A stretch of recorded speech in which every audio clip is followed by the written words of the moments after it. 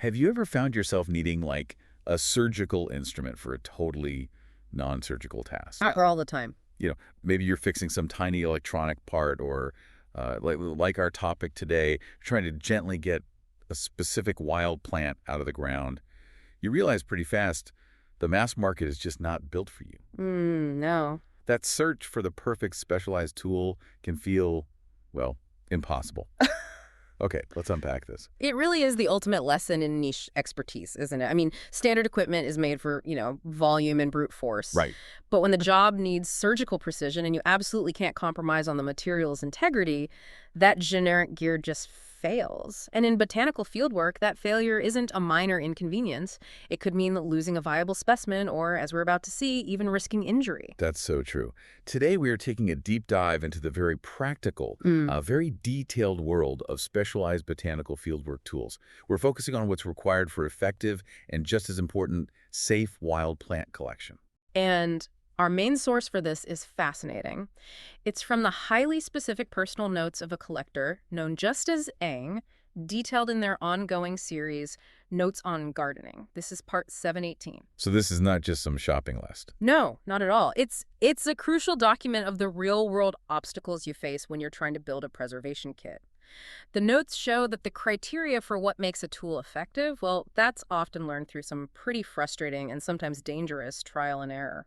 So our mission today is to pull out those key criteria, what separates a useful tool from a useless one in this kind of work, and maybe even more importantly, understand the crucial, hard-won safety lessons Eng learned putting this kit together. We're basically giving you the shortcut.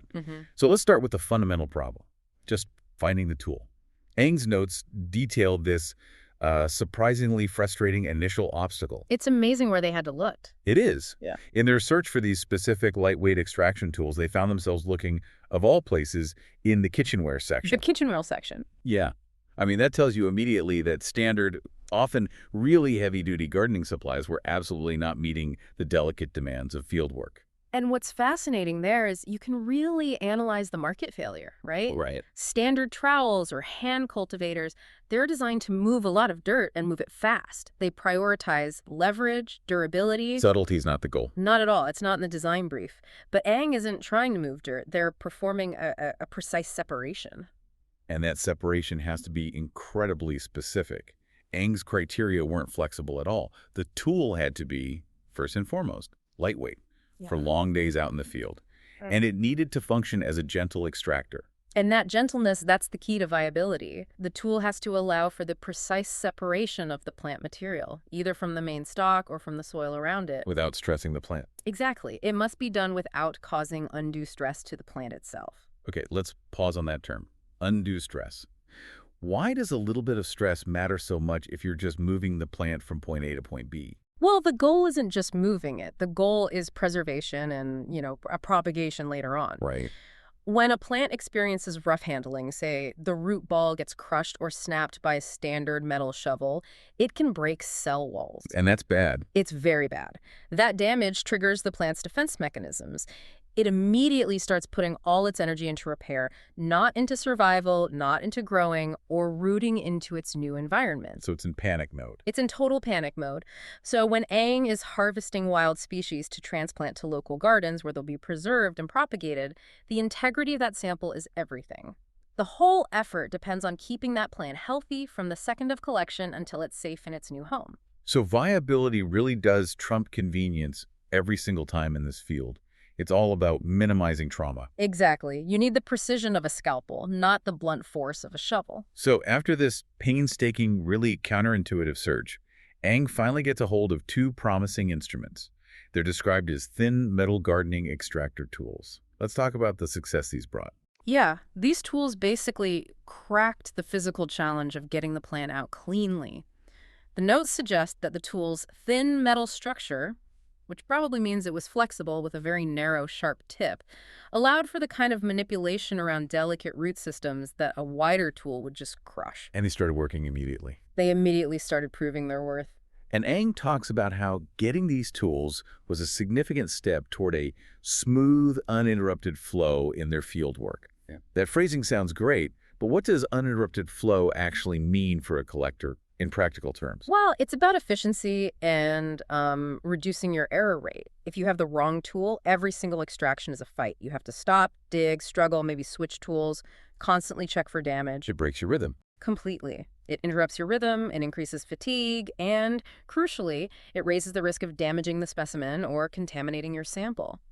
A smooth, uninterrupted flow means Aang can move from one collection to the next efficiently, minimizing the time the plant is exposed or stressed. It keeps the collector focused. It's a huge step in professionalizing the operation. It sounds like a productivity boost that is literally rooted in biological preservation. That's a great way to put it. Although Aang does note the kit is still incomplete. They say they definitely need a proper toolbox. Still, these two extractors, they're a foundational success. A very necessary foundation. They solved the problem of gentle extraction. But the notes then highlight a major challenge that was still there. And this is where the whole conversation shifts. It goes from efficiency to absolute critical safety. Okay, here's where it gets really interesting. What was the missing piece? What was the thing that posed the biggest risk? The problem was seed collection.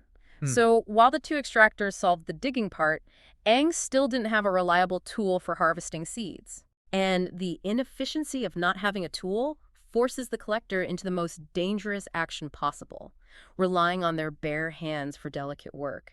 And Aang explicitly notes this is not advisable. And I'm guessing Aang learned this lesson the hard way. The notes detail an incident that was a pretty jarring aha safety moment. They did. Aang was handling marigolds. Marigolds. Yeah, marigolds. You know, they're everywhere. They're a common, seemingly innocuous garden plant that most of us wouldn't think twice about touching. No, I wouldn't. But Aang discovered that the sap from even these familiar species can have certain levels of toxicity. Marigolds. I would have just reached out and touched that without a second thought. What was the consequence of handling it barehanded? It led directly to significant skin irritation. But what really underscores the seriousness of this safety failure is how persistent the residue was. Aang reports that even thorough washing, and this includes numerous scrubs, was not entirely effective in removing the toxic residue. Wow. So it sticks around. Basic soap and water aren't a guaranteed defense. Why would marigold sap be so persistent? I mean, even if it's not a deadly toxin. This is a great knowledge nugget for collectors. The sap in common marigolds is often associated with something called photodermatitis. Photodermatitis? Yeah, the chemical compounds in the sap, once they're on your skin, they become sensitized or even more irritating when they're exposed to sunlight. So Aang wasn't just dealing with contact irritation, they were dealing with a residue that was being actively made worse by being outdoors in the field. That is a huge takeaway. The wider implications of this incident are so clear. This just underscores the need for robust safety protocols in the field. Protection isn't just for obviously dangerous plants. It has to extend to species we think we know well. Precisely. I mean, if basic cleaning isn't enough to remove irritating sap from a plant that is the very definition of a common garden staple, what does that imply for everything else we might touch out there? Right.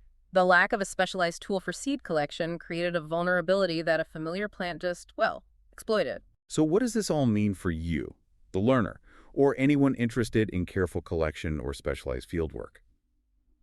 Aang's notes really show a clear trajectory here, from solving the physical problem of gentle extraction to realizing the non-negotiable protocol of hand protection. The notes summarize the physical progress well. Getting these two lightweight extractors is a good start on building a safer, more effective collection kit.